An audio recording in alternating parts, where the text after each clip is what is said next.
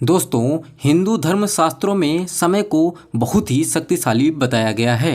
वो समय का पहिया ही है जो मनुष्यों को खुशी, गम, लाभ, हानि और जीवन मृत्यु से परिचित करवाता है। मित्रों, आपने भी देखा होगा कि समय का चक्र जब परिवर्तित होता है तो राजा को रंक और रंक को राजा बना देता है। और ऐसा माना जाता है कि समय के कारण ही मनुष्य के जीवन में कभी खुशी आती है तो कभी दुख भी उन्हें झेलने पड़ते हैं। लेकिन क्या आपने कभी ये सोचा है कि आपके जीवन में शुभ समय आने वाला है? इसका पता पहले ही कैसे पता किया जा सकता है? अगर नहीं तो चलिए आज की इस वीडियो में हम आपको उन संकेतों के बारे में बताते हैं जिन्हें जानने के बाद आप भी अपने जीवन में होने वाले बदलाव का अंदाज़ा पहले ही लगा सकेंगे, जिसके बारे में भगवान श्री कृष्ण ने स्वयं नारद जी को बताया था।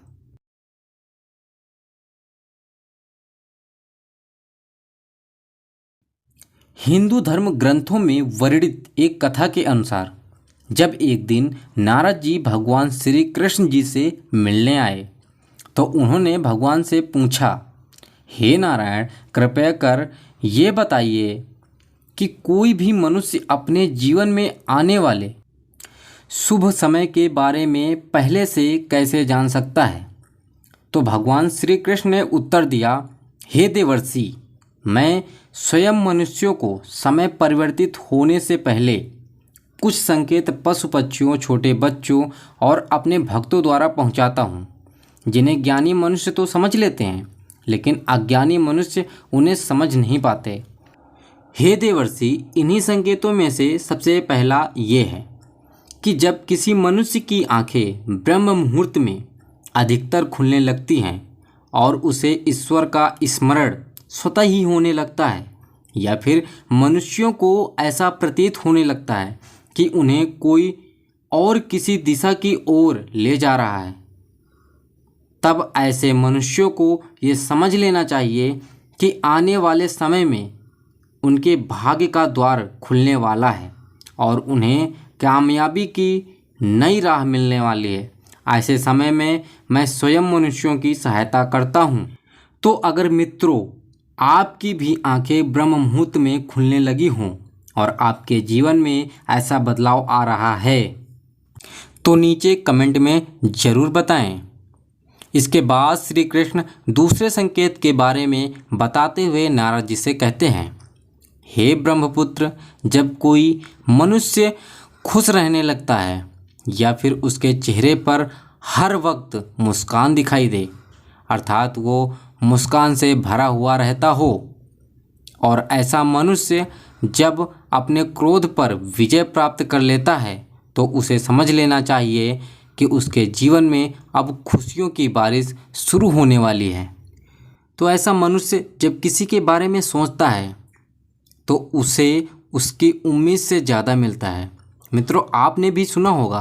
कि प्रसन्न चित्त मनुष्यों के मन में ईश्वर स्वयं वास करते हैं, और ऐसे में जब मनुष्य का मन प्रसन्न होने लगता है तो उसे समझ लेना चाहिए कि उसके जीवन में अच्छे समय का आगमन होने वाला है। तीसरे संकेत के बारे में बताते हुए भगवान श्री कृष्ण कहते हैं, जब किसी मनुष्य के घर छोटे बच्चे बिना बुलाए बार बार घर पे आकर खेलने लगे या फिर तुम्हें देखकर बार बार मुस्कुराएं, तो ऐसे में उस मनुष्य को भी समझ जाना चाहिए कि उसका आने वाला समय खुशियों से भरा होने वाला है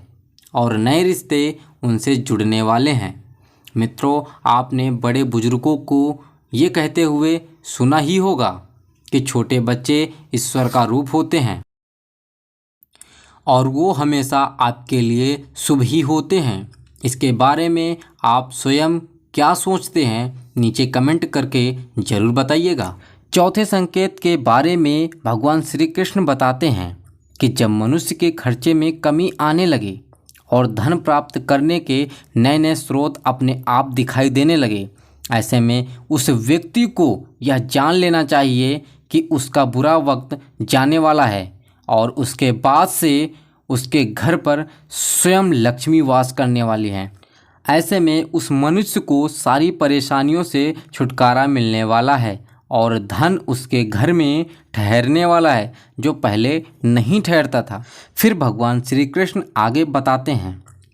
कि जो अगला संकेत मैं मनुष्यों को भेजता हूँ जिससे वह जान सके कि उनका शुभ समय शुरू होने वाला है, वह यह है कि जब भी कोई मनुष्य पूजा की थाली लिए हुए भगवान की आरती कर रहा हो और उसे ऐसा प्रतीत हो कि उसे देखकर भगवान की मूरत मुस्कुरा रही है, या फिर बड़े दिनों के बाद उसके घर में अतिथियों का आगमन हुआ हो, तो उसे भी यह समझ लेना चाहिए कि उसका अच्छा समय शुरू होने वाला है। इसके अलावा जब किसी महिला का बायां अंग और पुरुष का दाहिना अंग धड़कने लगे या फड़कने लगे, तब भी उसे जान जाना चाहिए कि उसका शुभ समय आने वाला है।